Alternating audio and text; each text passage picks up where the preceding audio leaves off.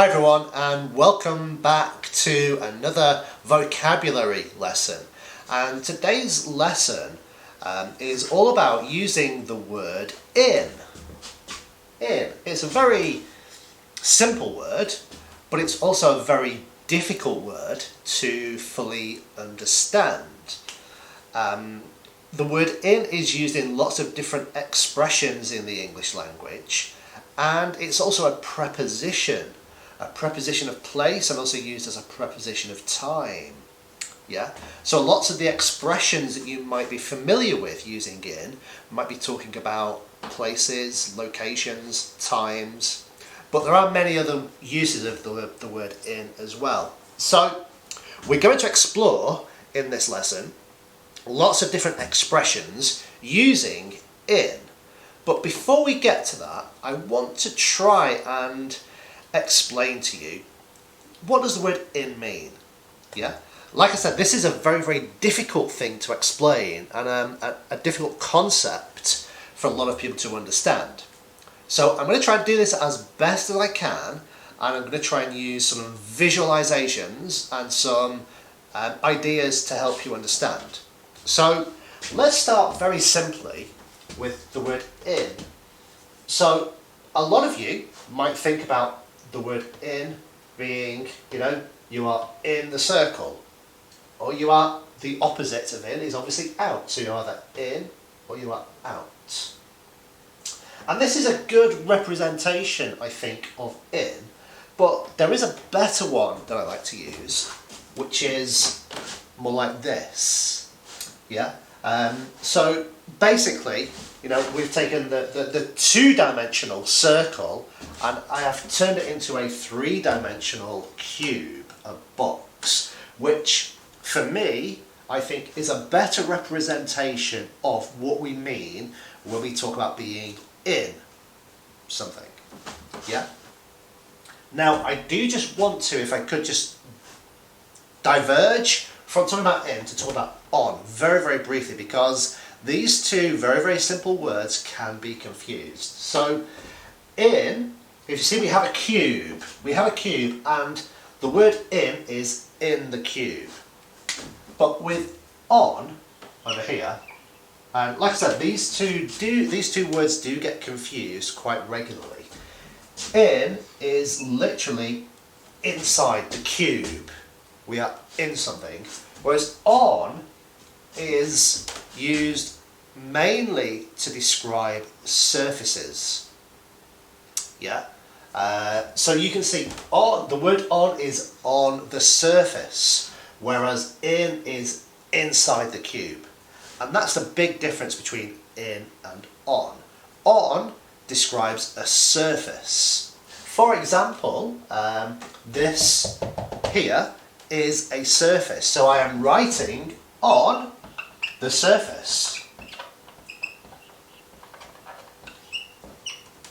Yeah, I have written on the surface. I'm not writing in the surface, I'm writing on the surface. Okay. So in and on can be confused. Right. So let's talk about in.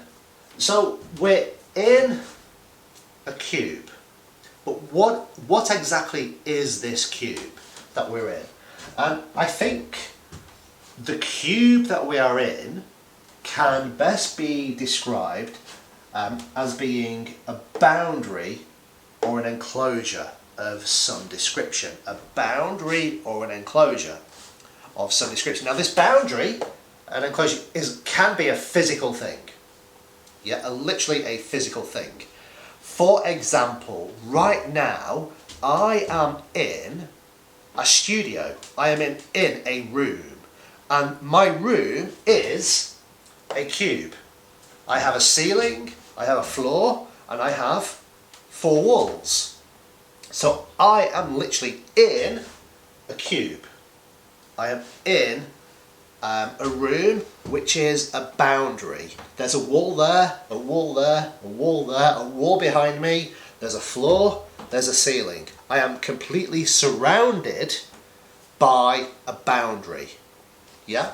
A boundary or an enclosure. And this is a physical thing. Okay?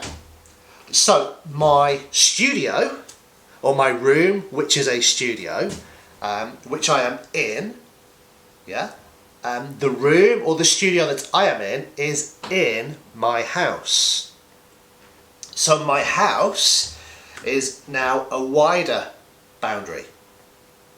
Okay, now my house is in a town, an even wider boundary.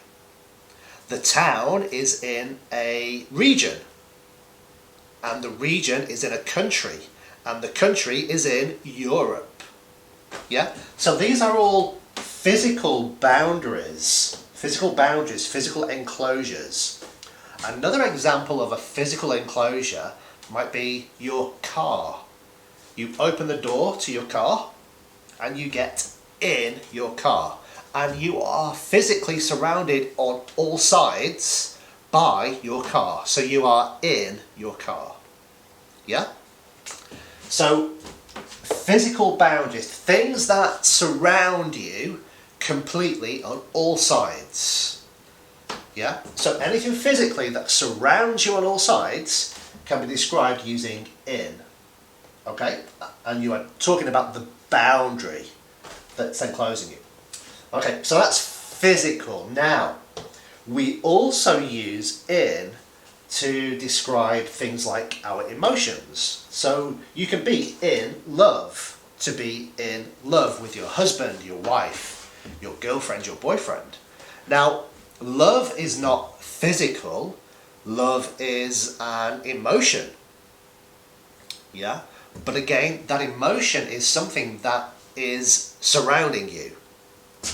Not all the time necessarily, but that feeling of being in love with somebody, or in fear of somebody, or in whatever emotional state you want to describe, is something that surrounds you at the time. Yeah? So that's why we use in. But we also use in to help us describe things that are not real. Okay, you might argue that the emotion of being in love is not real, but it really is something that you feel. Okay, whereas to be in debt, which is more of a metaphorical expression, to be in debt. Now you can literally be in debt to somebody in terms of you owe them money. I owe my bank €2,000, so I am in debt to my bank by €2,000. That means I have to pay my bank €2,000, my credit card bill. What can I say? But I can also be in debt to other people. So if somebody helps me, somebody comes along and offers me assistance, then I could describe myself as being in debt to that person.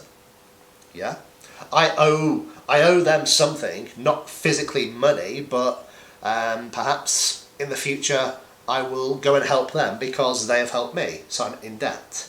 So we use this little word in to help us describe these sort of metaphorical ideas as well. So it is complicated. It is a difficult word to fully understand and to get to grips with. But now you've kind of got this visualization of the cube, which really helps you with the physical things that you will be in, like your room, your car. Yeah, that might help you to understand some of the expressions within, but also remembering that in can help us to describe emotional states and also these metaphorical ideas. Yeah? Let's take a look in detail at some expressions within.